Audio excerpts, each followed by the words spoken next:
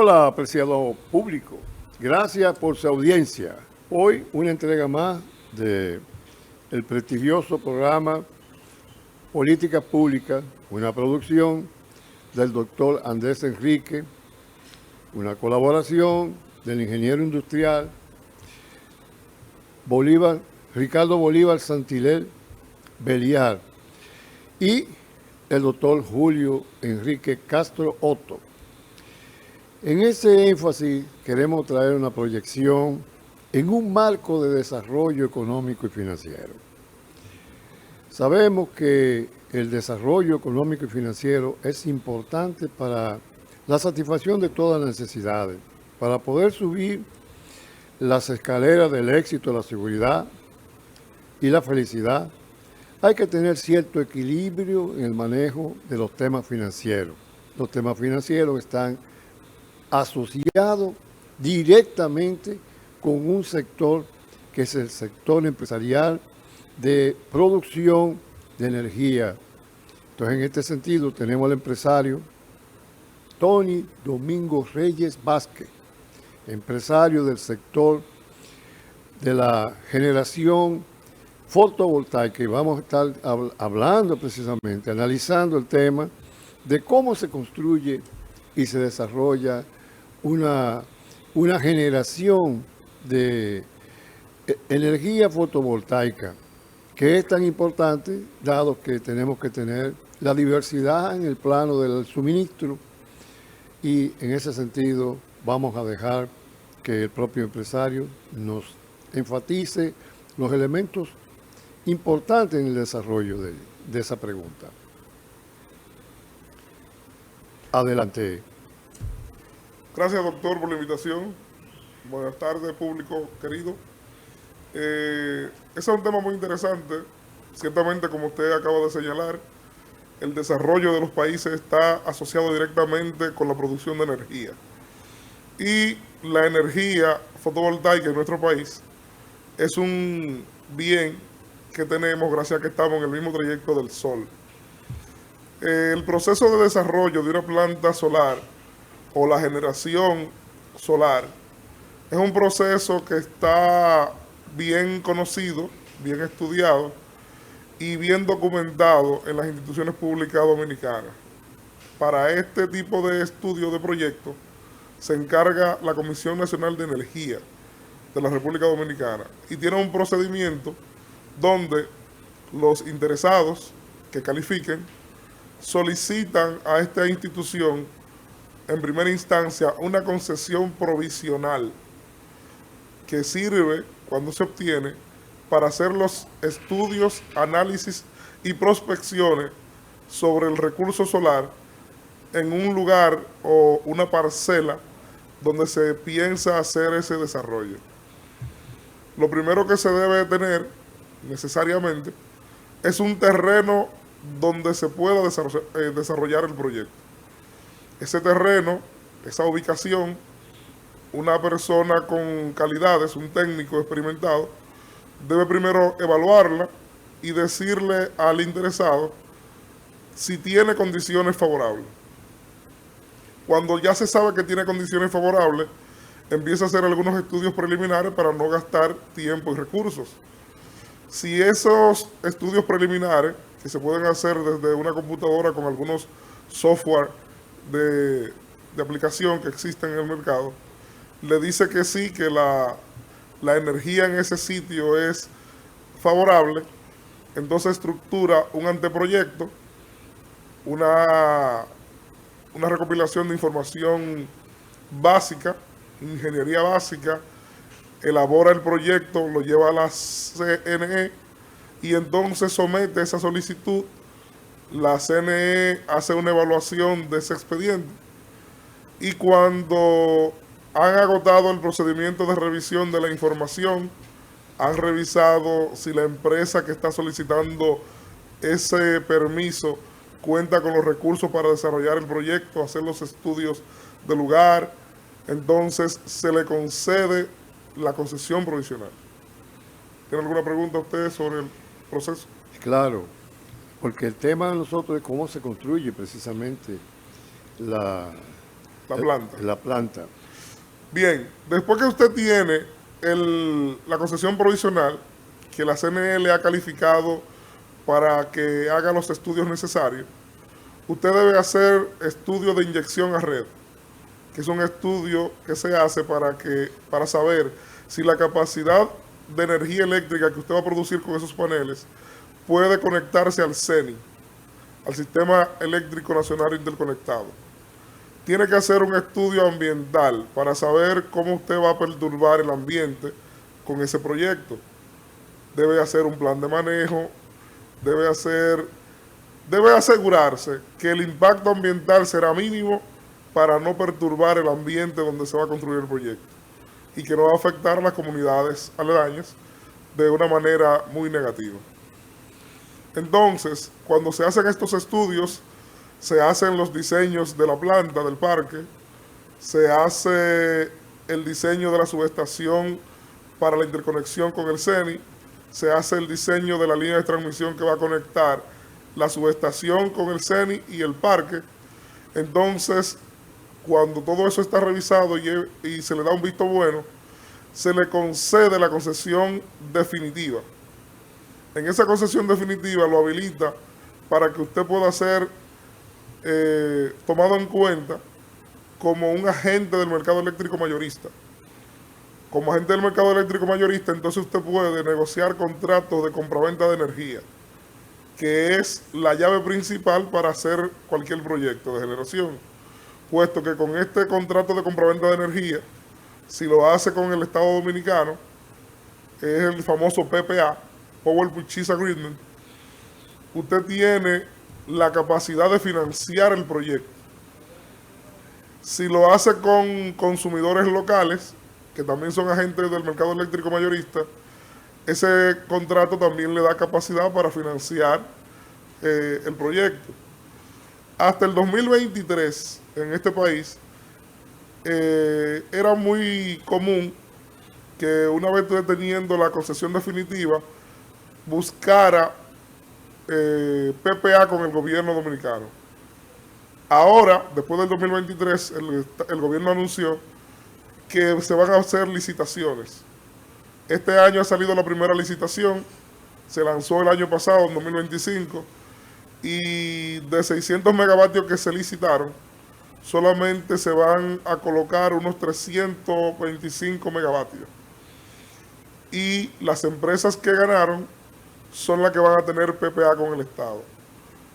Ya esas empresas que saben que tienen un PPA, que es un acuerdo de compraventa de energía, más los fondos que tienen propios para hacer la construcción del proyecto, comienzan a hacer contratos con EPCistas o empresas de ingeniería que son calificadas para este tipo de obras, de infraestructuras eléctricas, y empiezan la construcción. Limpian el terreno, preparan las plataformas, preparan las estructuras, se instalan los paneles, se empieza la construcción de la subestación de alta tensión, se hace la construcción de la línea de transmisión y entonces cuando ya está completa la obra en conjunto y mientras está terminando la instalación, se hacen unos procesos que se llaman interconexión provisional de la obra eléctrica combinada.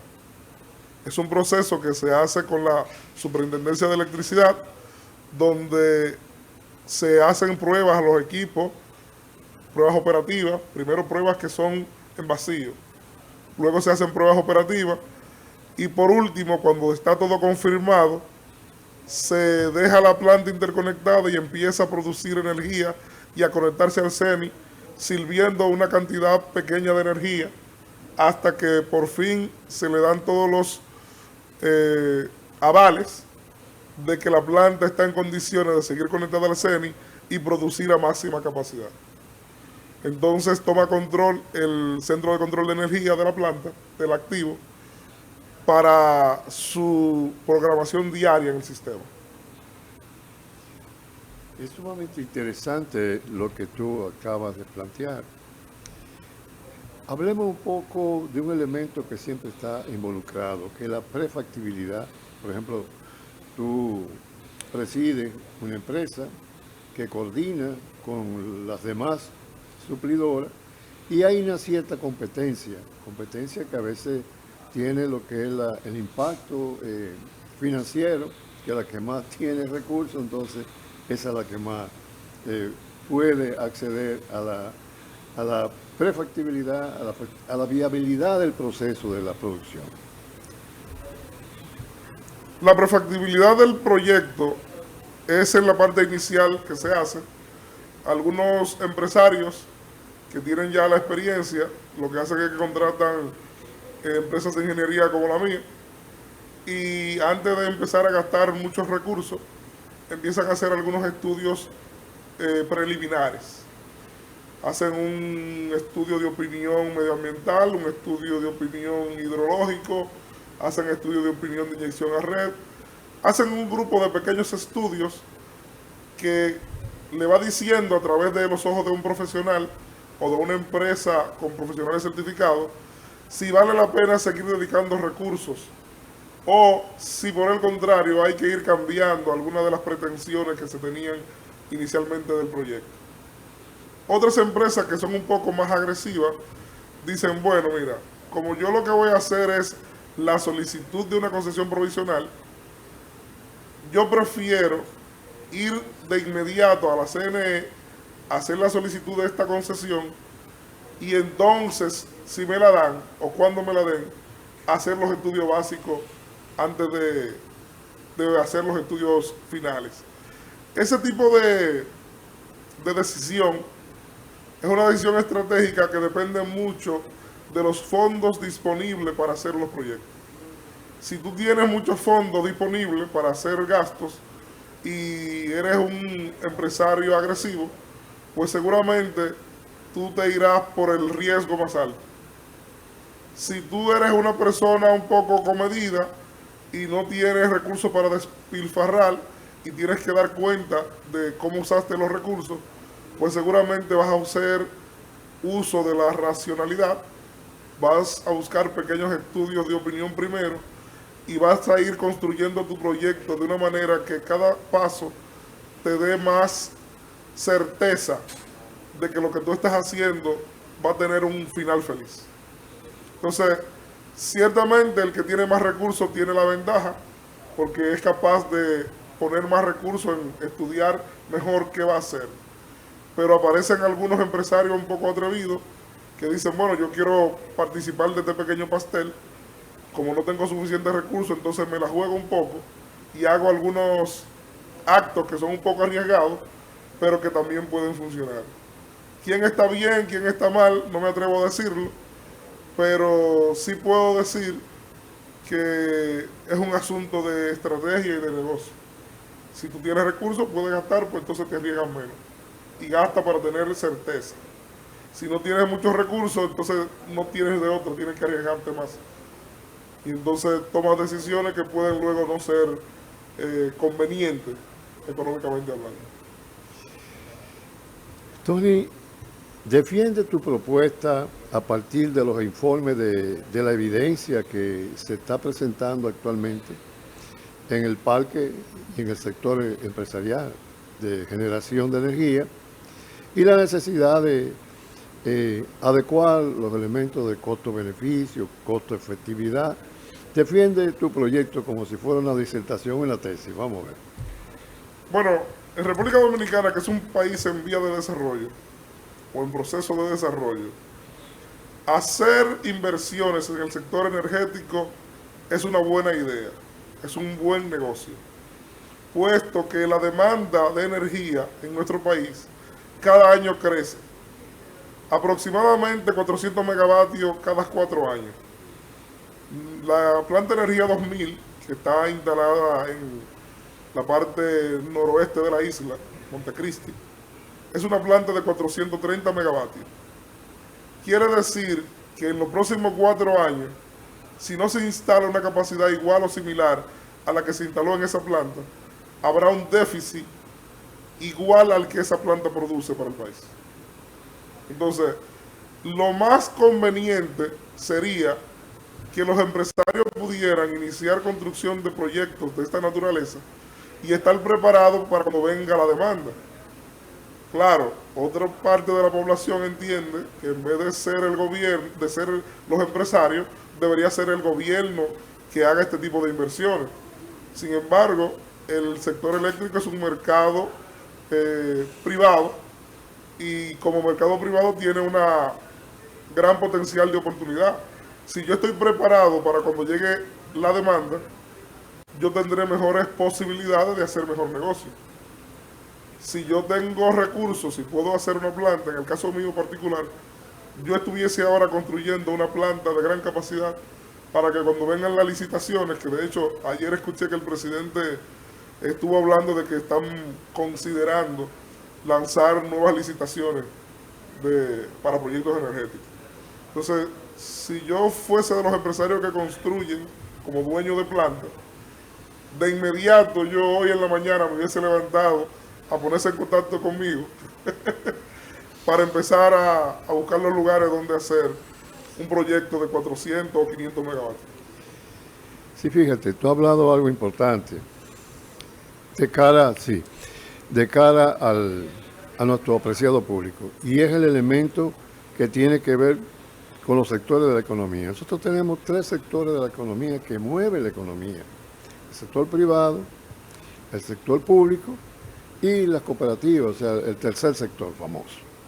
Entonces, ¿cómo encaja? Vamos a ir a una pausa, pero ve pensando de cara a nuestro público, ¿cómo encaja el proceso en el que tú participas precisamente en esos sectores? Porque son sectores que algunos tienen asegurado el proceso de financiamiento y otros tienen que luchar por ese sector, por ese pedazo del pastel. Entonces, vamos a una pausa y al regresar vamos a estar hablando de los 3 sectores que mueven la economía dominicana. El sector privado, nadie puede decir que no. El sector público y el tercer sector que tiene que ver con las asociaciones sin fines de lucro. Ahí entran entonces las cooperativas con sus proyectos tan importantes que pudieran incluir el proceso de energía. Vamos a la pausa, señor director, y volvemos.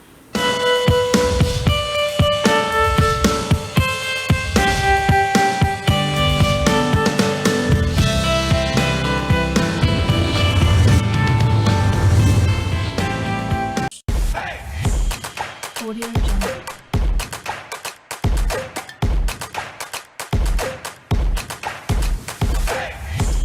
Audio Jungle.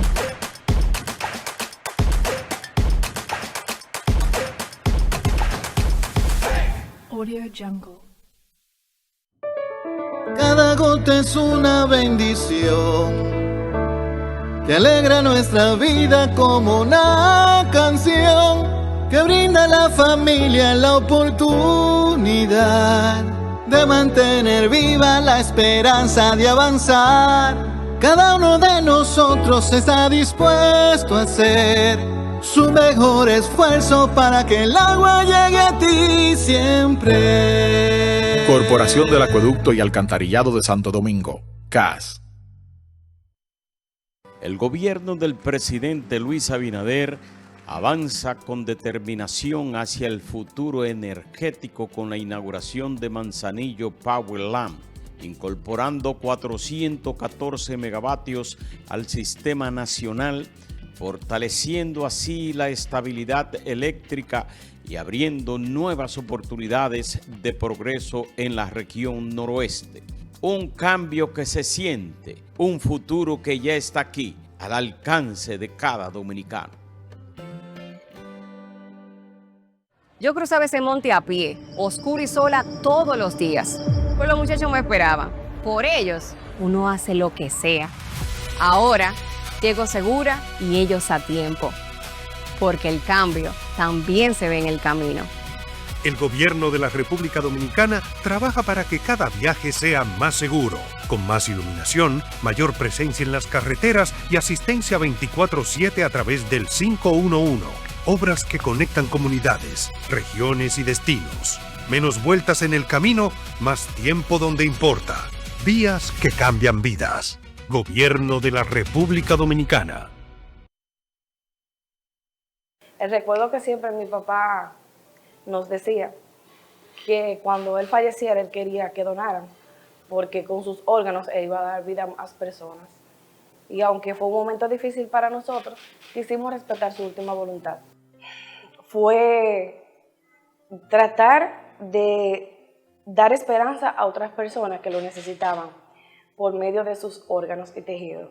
Que nosotros nos alegramos mucho porque es una experiencia que nosotros como seres humanos tenemos que aprender a vivirla. Y nos sentimos muy agradecidos tanto con el personal médico como con todos los involucrados y el personal del INCORT por la forma en que lidiaron todo esto, que aunque nosotros estábamos sumidos en el dolor, no fue algo como algo tan petrificante, algo tan trágico para nosotros, en ese sentido, porque fue todo bajo un régimen muy adecuado, muy cauteloso, que nosotros no nos sentimos como que estábamos ultrajados, sino todo lo contrario. Sentimos un gran apoyo de cada una de las personas, porque es algo muy gratificante que en realidad llena tu ser, aún con esa pérdida que has tenido.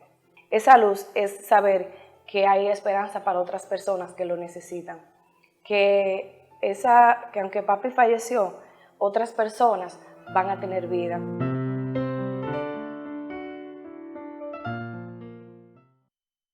Esta gestión del Indotel prende todo el día. Un año del oro lo dice la gente. La tecnología para el barrio es alegría.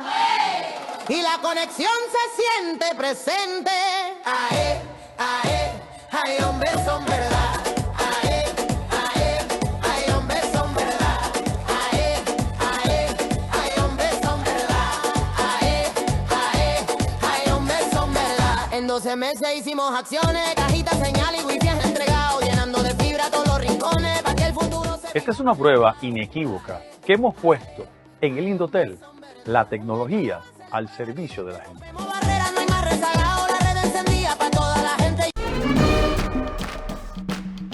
Concibieron un país en libertad, con firmes principios, con dignidad.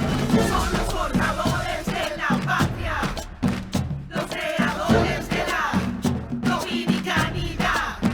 Por ellos somos dominicanos de pura cepa, pa' que lo sepa, pa' que lo sepa.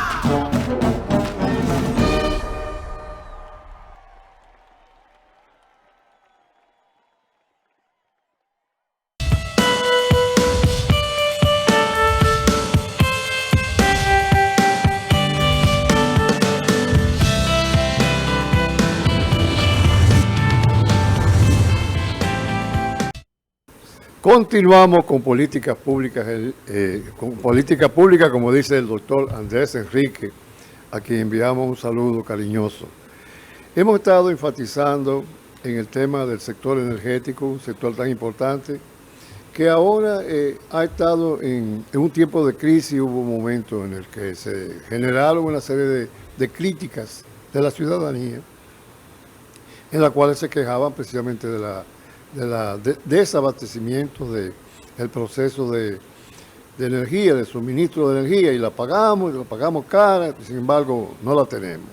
Entonces estamos conversando precisamente con un empresario que es del sector y que tiene una empresa que oferta los servicios de la energía fotovoltaica, que es un elemento que interactúa con la producción del carbón, con la producción del diésel, de los combustibles sólidos pesados, que ameritan un otro proceso.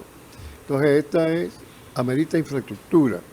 Entonces, vamos a darle paso al empresario para que entonces nos comunique del sector privado. Recordemos que enfaticé que la circulación del dinero solamente funciona a través del sector privado, sector público y el tercer sector, llamemos la cooperativa. Bien. Bien, para responder su pregunta que hacíamos antes de irnos a comerciales, ¿cómo el sector energético se relaciona con estos tres sectores que son los que mueven el capital en el país. Así es. Bien, el sector público y el sector energético son los que tienen la mayor simbiosis, puesto que si no hay afinidad entre el sector público y el sector energético, se le crean caos a los gobiernos y puede poner el país en una situación de ingobernanza. Puede haber muchas revueltas populares, puede haber mucho desorden público que le hace mucho ruido y lastima la gestión gubernamental. Por lo tanto, es imprescindible para el gobierno que el sector energético se sienta bien, que el sector energético se sienta tranquilo, que se sienta respaldado, y esto se traduce en buenos contratos, buenos acuerdos, buenos negocios para el sector energético con el sector público. El sector privado, que son los empresarios que hacen que funcione el sector energético, entonces se interrelacionan entre los tres, digamos, el sector energético como el combustible que hace mover al sector público y el sector privado como la carroza que mueve al sector. Entonces, la relación del sector público y el sector privado es que del sector energético, es que el sector público, el privado, es quien pone los fondos para que el sector energético sea. Ciertamente hay muchos aportes del sector público, pero son los empresarios, al final de cuentas, quienes más invierten en el sector energético. Las plantas que hay ahora mismo instalándose en Manzanillo son iniciativas privadas. Y es conveniente que este tipo de iniciativa venga del sector privado porque hablamos de mucho volumen de capital. En el caso de Manzanillo, Power and Gas es un proyecto de alrededor de 1.700 millones de dólares. Si tuviese que salir del gobierno central todo ese dinero de inmediato, pues estaríamos poniendo en crisis otros sectores del gobierno y no fuera tan viable. Pero como existe el sector privado y es negocio para ellos hacer proyectos de estas dimensiones, aunque al final el gobierno lo pague, es un dinero que primero sale del sector privado. Y por último, el sector de las instituciones no lucrativas, las ONG y cooperativas, tienen varias iniciativas que son interesantes. A mí me gusta mucho, por ejemplo, el tema de reciclaje y el tema de producción de energía a partir de la basura. Existen tecnologías ahora mismo que a través de los residuos sólidos que se producen en las ciudades urbanas, los ayuntamientos tienen la capacidad de producir cantidades de energía que son bastante importantes. Hace unos años se hizo un estudio donde en Santo Domingo Este, la basura que se desecha tiene el potencial de producir más de 150 megavatios al día de hoy. Esa es la capacidad de proveerle energía a más de 50.000 hogares. Pero para eso hay que hacer una iniciativa que aproveche esta basura, instalar una planta que trate esta basura, la convierta en combustible, luego se utilice una caldera, caliente vapor de agua y con una turbina de vapor, un generador de vapor, entonces produzcan energía eléctrica y la conecte a la red. Para mí es uno de los proyectos más interesantes porque la basura, para nosotros como sociedad, de manera habitual, ya no tiene ningún uso. Si tú puedes sacarle a la basura 150 megavatios de energía, es una gran cosa. Entonces hay muchos proyectos ecológicos que generalmente lo promueven cooperativas, ONG. Algunos son pequeños, la mayoría de los que he visto son pequeños, pero entiendo que también tienen el potencial de hacer proyectos grandes como este, para ayuntamientos grandes como los de Santo Domingo Norte, Santo Domingo Este. Son iniciativas que sería bueno explorar. Si aparecen algunos que estén interesados, podríamos ayudarles a armar ese tipo de estructura. Y tratar de ver su viabilidad técnica para ver si se pueden construir. Sería un aporte interesante a la ciudadanía. Creo que con eso respondo a su pregunta. Sí, fíjate, tú has tocado un punto importante. En realidad es el PNUD, o sea, el Programa de Naciones Unidas para el Desarrollo, es quien está desarrollando precisamente a través de lo que es el desarrollo, el marco de la propuesta de las 17 Objetivos de Desarrollo Sostenible, viene precisamente presentando diseños que tienen que ver con la solución de problemas específicos.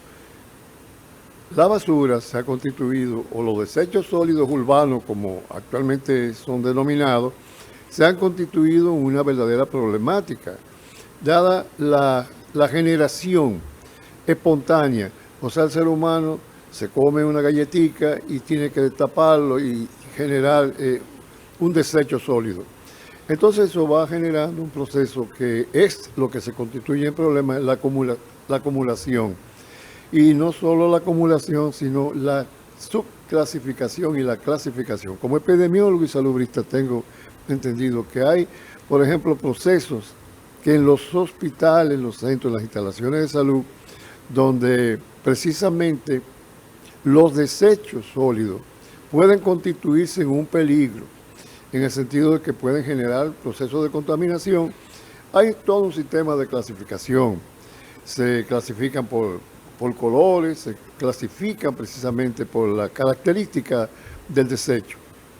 Hablemos del caso de los vidrios, hablemos del caso de los plásticos, que ya los plásticos en sentido general, para nosotros los que trabajamos en el proceso de epidemiología y salud pública, se ha constituido en un verdadero proceso de acumulación que genera daño.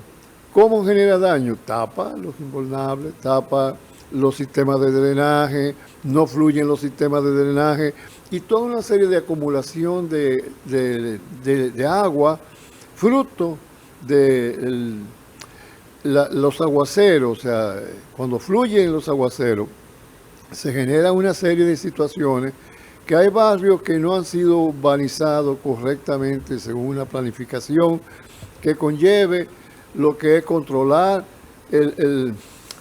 la relación, el espacio. Y vemos que hay urbanizaciones que no tienen espacio. Hay urbanizaciones que tienen una condición de hacinamiento y allí entonces las personas viven una verdadera situación de que le genera estado de irritación y lo predispone a la violencia.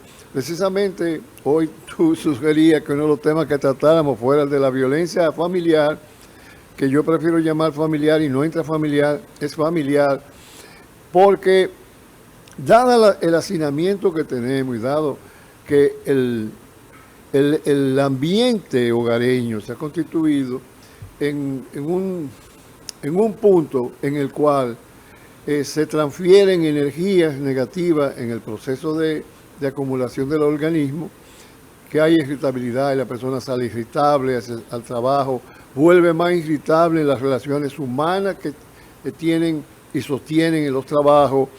Entonces se da un desequilibrio en tres espacios que yo considero siempre de alta importancia, que es el del trabajo, el espacio laboral, el espacio del hogar donde confluye la familia, los íntimos, los consanguíneos y el espacio de la vida social. Entonces allí se dan una serie de situaciones que generan altas tensiones. Y tú que trabajas con alta tensión, me proponía el tema precisamente de la violencia.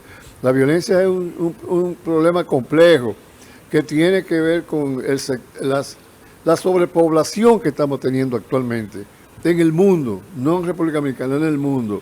Y la densidad poblacional, dependiendo de los grupos etarios, de la edad, el desarrollo hacia el sector productivo. Entonces, se da una situación entre el medio que acondiciona el medio educativo que prepara a los niños, los jóvenes hacia el sector productivo y se da una situación entonces en quienes contratan esos servicios. Y allí se da una situación, a veces me dicen los alumnos, pero doctor, fíjese, hay una situación, a mí me exigen, ya tengo la preparación, tengo el título, tengo la formación, la orientación, la vocación, yo me siento movido hacia tal sector. Pero cuando coloco el currículum, me exigen una experiencia que precisamente al estar debajo de los 35 años no puedo tener esa experiencia. Entonces ahí se da una congruencia que no sé qué hacer. Entonces ahí es que estamos trabajando en los procesos de emprendimiento y es el tercer sector de las asociaciones sin fines de lucro, apoyado por el Ministerio de la Presidencia, el Ministerio ahora adherido e integrado a lo que es el Ministerio de Hacienda, que actualmente teníamos el Ministerio de Economía, Planificación y Desarrollo. Allí funcionaba el Centro de Fomento y Promoción de las Asociaciones sin fines de lucro, que es lo que estamos hablando, que es el que se siente con una vocación de servicio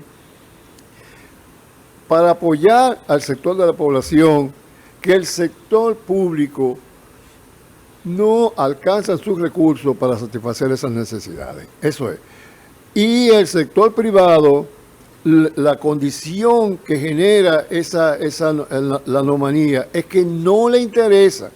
Entonces ahí está regulado y obligado por lo que se llama la responsabilidad social y están obligados a asignar una serie de fondos para apoyar los proyectos que tienen que ver con las asociaciones sin fines de lucro, con el Ministerio de la Presidencia, con el Centro de Fomento y Promoción de las asociaciones sin fines de lucro y las organizaciones internacionales como el PNUD. Y ahí es que precisamente en Santo Domingo Este hay todo un proyecto que está dirigido por nuestro amigo Milton Olivo, que dirige el programa de desarrollo de la asociación de la alcaldía de Santo Domingo Este en coparticipación, colaboración con el programa de Naciones Unidas PNUD.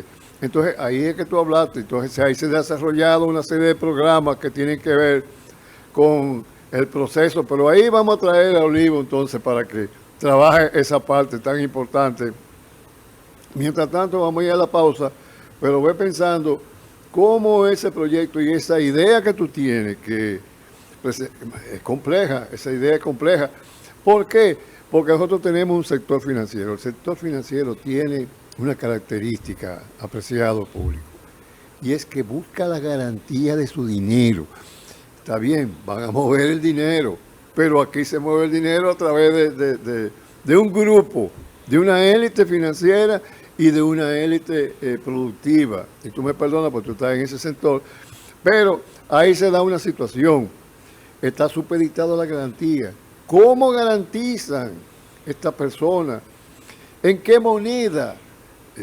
Hablamos ahora inclusive de la criptomoneda, de los bitcoins, todas esas, que son formas de garantía, que en un programa vamos a tratar ese tema tan complejo y tan importante. Vamos a la pausa y volvemos.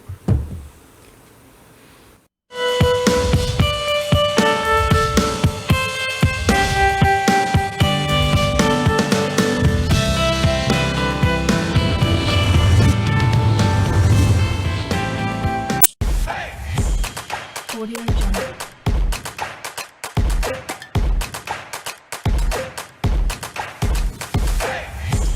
Audio Jungle.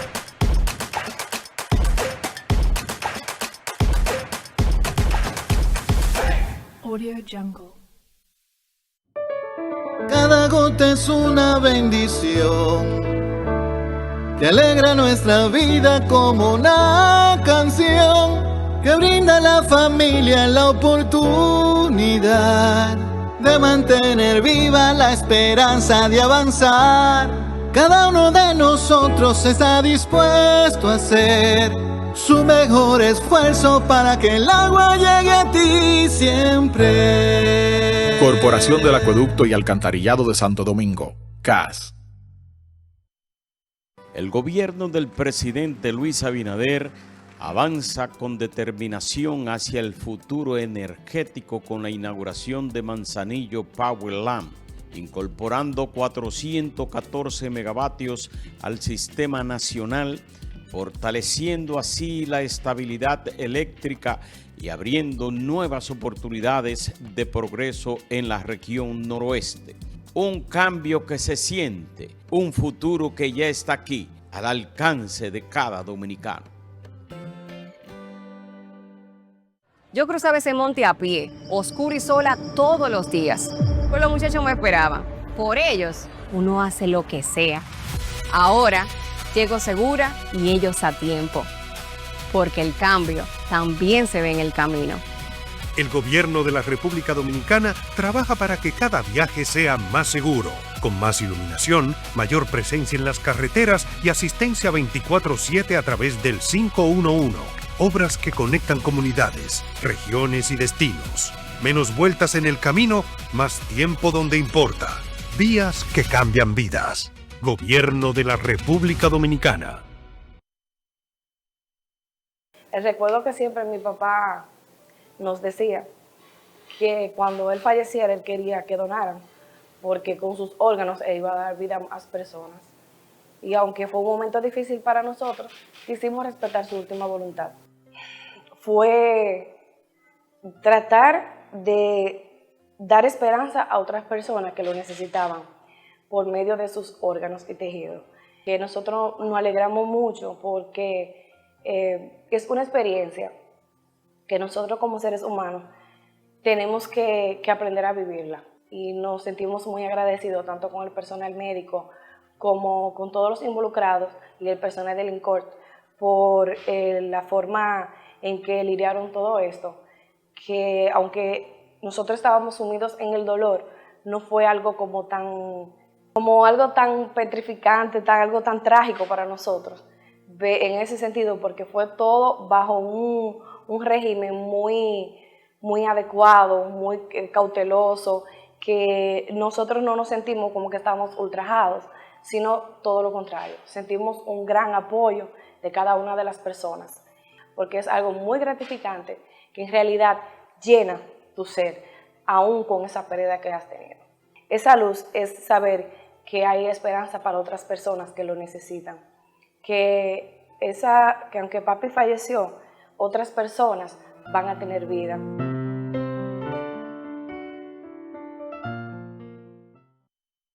Esta gestión del Indotel prende todo el día. Un año del oro lo dice la gente. La tecnología para el barrio es alegría. Y la conexión se siente presente. Ae, ae, ay, hombres son verdad. Ae, ae, ay, hombres son verdad. Ae, ae, ay, hombres son verdad. Ae, ae, ay, hombres son verdad. En 12 meses hicimos acciones, cajitas, señal y wifi entregado, llenando de fibra todos los rincones para que el futuro se... Esta es una prueba inequívoca que hemos puesto en el Indotel, la tecnología al servicio de la gente. Barrera, no hay más rezagado, la red encendida para toda la gente. Concibieron un país en libertad, con firmes principios, con dignidad. Son los forjadores de la patria, los creadores de la dominicanidad. Por ello somos dominicanos de pura cepa, pa' que lo sepa, pa' que lo sepa.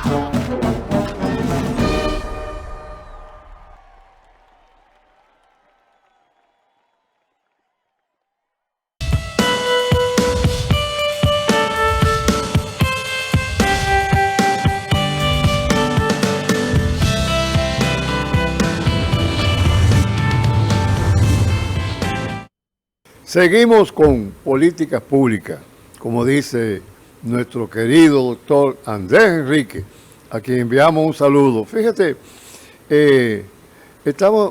concluimos el segmento anterior con una pregunta sumamente importante, que es cuando el sector financiero, que es un sector cuadrado, un sector lineal, hace la pregunta en esas discusiones de proceso de proyección, de desarrollo.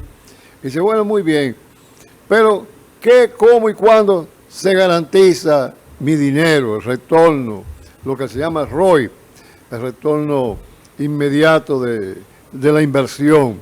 Entonces, para esto, nuestro empresario Tony Domínguez nos tiene precisamente una respuesta rápida. Vamos allá. La respuesta contundente es que la garantía está en los contratos de compraventa de energía, el PPA. Ahora bien, en nuestro mercado eléctrico mayorista existe otra figura de negocio que es el mercado spot. De manera histórica, el mercado spot suele tener mejores precios que el mercado de contratos. Es decir, usted tiene un PPA que es un contrato a 10, 15 o 20 años, donde usted transa con el Estado Dominicano o con otro agente del mercado eléctrico mayorista una cantidad de energía por un plazo dado, a un precio específico. Pero el mercado spot es el precio al que se está vendiendo energía para las personas jurídicas, digamos en este caso, las plantas generadoras, que están vendiendo o inyectando energía al CENI y que no tienen un contrato de largo plazo. Esos precios sin contrato suelen ser mayores, más altos, más caros que los precios del mercado de contrato. Lo que pasa aquí es que los financistas dicen, mira, yo prefiero un PPA, un acuerdo de compraventa de energía, estable en el tiempo, predecible, y no irme al mercado spot financiándote con mi dinero para que pase alguna cosa que yo no puedo prever, y el precio de la energía, en vez de subir o mantenerse por encima, como ha sido durante mucho tiempo, se desplome de una manera brusca e imprevista. Entonces, como el dinero que utilizan los empresarios para apalancarse es el dinero de la banca y es un dinero al que tienen que pagarle intereses, los empresarios prefieren tener PPA, contratos de compraventa de energía, y no utilizan las bondades que pudiera tener el spot. Sin embargo, algunos empresarios que son arriesgados, que tienen exceso de capital, exceso de liquidez, dicen, mira, yo voy a poner una planta. Y como el histórico dice que el spot es más caro, yo voy a vender en el spot. Y voy a mantener ese negocio y voy a ganar todo el rendimiento que tenga por encima el spot del mercado de contratos. Pero es una jugada muy arriesgada, aunque igual de arriesgado, así como arriesgado, también es lucrativo. Interesante, impactante, y le dedicamos a ustedes lo que los financiadores, los financieros, los agentes precisamente económicos que tienen que ver con uno de los elementos de la agencia económica, que es precisamente el proceso de financiamiento. Ahí tienen una respuesta. Entonces, en ese sentido, hay garantías que corren por monedas que no son las monedas tradicionales. En ese sentido, no hemos conversado, analizado ese tema, pero es bueno que lo dilucidemos porque hay gente que se dedican a la comercialización del Bitcoin, por ejemplo, la criptomoneda. Si sabe algo, por favor, y perdona el algo, diserta sobre lo que sabe precisamente sobre esa garantía. No conozco sobre las garantías que dan las criptomonedas, no tengo experiencia en ese rubro. Muy buena respuesta. Sé lo que son las criptomonedas, sé más o menos cómo funcionan, pero no la conozco como moneda de garantía para negocio. Bueno, hay precisamente agentes de financiamiento que su garantía la piden precisamente en las criptomonedas. Otro tema importante, y es que el sentir de las masas populares cuando precisamente se le va la luz o cuando vuelve la luz, como me dijo alguien, no, pero no hable, como investigador, no hable de precisamente de cuando se va, hable de cuando vuelve. Entonces, hablando que se genera por el desabastecimiento del parque, se generan esas situaciones tan indeseables y que generan tanto disgusto a nivel de la ciudadanía. El apagón, así como le conocemos nosotros los dominicanos, Sí. es un evento que socialmente impacta y psicológicamente también impacta, porque el apagón genera oscuridad y de manera natural la oscuridad nos da miedo. Entonces, no estamos acostumbrados, aunque nos pase todos los días un apagón, no nos acostumbramos, no nos sentimos identificados con la falta de energía eléctrica, o más bien con la falta de luz. Creo que es algo instintivo, que es algo de la evolución.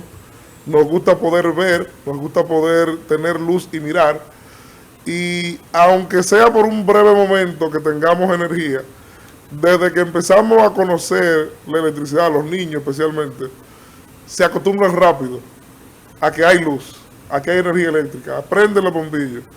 Una de las cosas que hacen los niños, que he observado siempre, es que aprenden de manera muy rápida dónde encienden la luz, porque todos le tienen miedo a la oscuridad. Entonces, esa conexión que tenemos nosotros los seres humanos con la luz, con la claridad, nos crea mucho malestar cuando escasea. Y una de las fuentes de escasez, como empezando el programa, estuvimos hablando de cómo hubieron algunos momentos donde hubo mucha convulsión porque estaba escaseando la falta de producción energética. Ahora mismo, con el tema de las renovables, las plantas fotovoltaicas, en el mediodía, por ejemplo, se da un fenómeno conocido como cool timing, que es un recorte necesario de la producción energética, porque está encendida todas las plantas térmicas del país y están también encendidas y a máxima capacidad todas las plantas fotovoltaicas.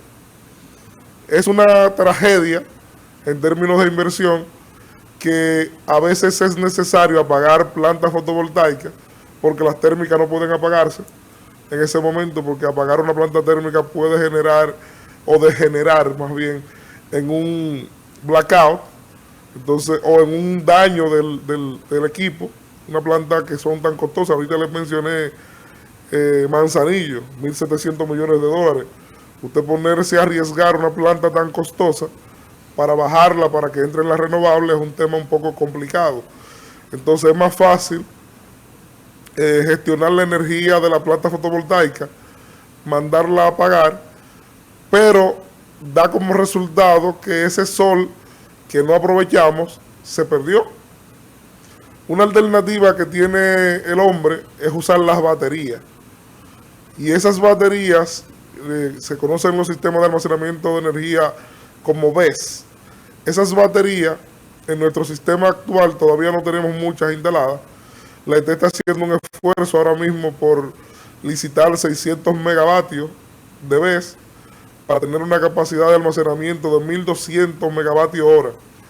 Y lo que pretende hacer con esa capacidad instalada es absorber un poco el cool timing, para que en vez de mandar a apagar los parques y dejar de aprovechar ese sol, mandar la energía a ese sistema de almacenamiento y luego poderla ir gestionando poco a poco en la medida que el día avanza. Probablemente 600 megas no son suficientes, pero es una cantidad importante. Muy bien. Gracias, empresario Tony.